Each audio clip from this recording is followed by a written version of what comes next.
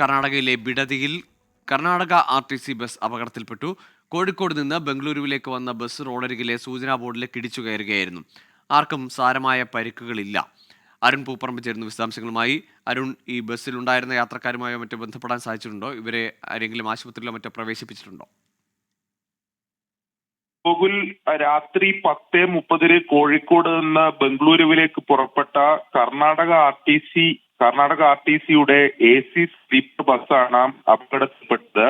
ബംഗളൂരുവിൽ നിന്ന് ഏകദേശം 30 കിലോമീറ്റർ അകലെയുള്ള ബിഡതി എന്ന് പറയുന്ന സ്ഥലത്ത് വെച്ചാണ് ഈ അപകടമുണ്ടായത്. ബസ് റോഡരികിലെ സൂചനാ ബോർഡിലേക്ക് നിയന്ത്രണം വിട്ട് ഇടിച്ചു കയറുകയായിരുന്നു എന്നതാണ് ആ ബസ്സിലുണ്ടായിരുന്ന യാത്രക്കാരിൽ നമുക്ക് ലഭ്യമാവുന്ന വിവരം.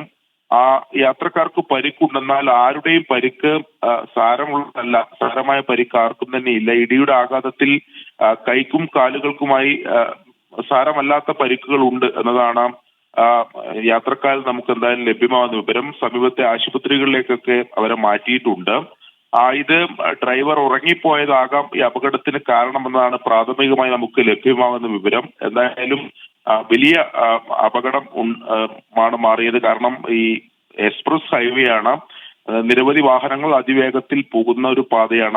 അവിടെ വെച്ചാണ് ഈ അപകടം ഉണ്ടായത്. നിരവധി മലയാളികൾ ഉണ്ടായിരുന്നു രാത്രി ബസ്സിൽ. കാരണം 3:45 ഈ അപകടം ഉണ്ടാകുന്നത്. സ്വാഭാവികമായും യാത്രക്കാർ ഉറങ്ങി കിടക്കുന്ന സമയമാണ്. ആ സമയത്ത് വെച്ചാണ് ഈ അപകടം ഉണ്ടായത്. അതിന്റെ ആഘാതത്തിലാണ് പലർക്കും പരിക്കുകൾ ഉണ്ടായിട്ടുള്ളത്. എന്നാൽ ആരുടെയും പരിക്ക് സാരമുള്ളതല്ല എന്നതാണ് ഇപ്പോൾ ലഭിക്കുന്ന വിവരം. ശരി, ഏതായാലും ആശ്വാസകരമായ വാർത്തയാണ്. കർണാടക RTC ബസ് കോഴിക്കോട് നിന്ന് ബംഗളൂരുവിലേക്ക് പോവുകയായിരുന്നു. സൂചനാ ബോർഡിൽ ഇടിച്ചു കയറി. എങ്കിലും ബസ്സിലുള്ള യാത്രക്കാർക്ക് കാര്യമായ അല്ലെങ്കിൽ സാരമായ പരിക്കുകളില്ല എന്നതാണ് അരുൺ പൂപ്പറമ്പ നൽകിയ വിവരം.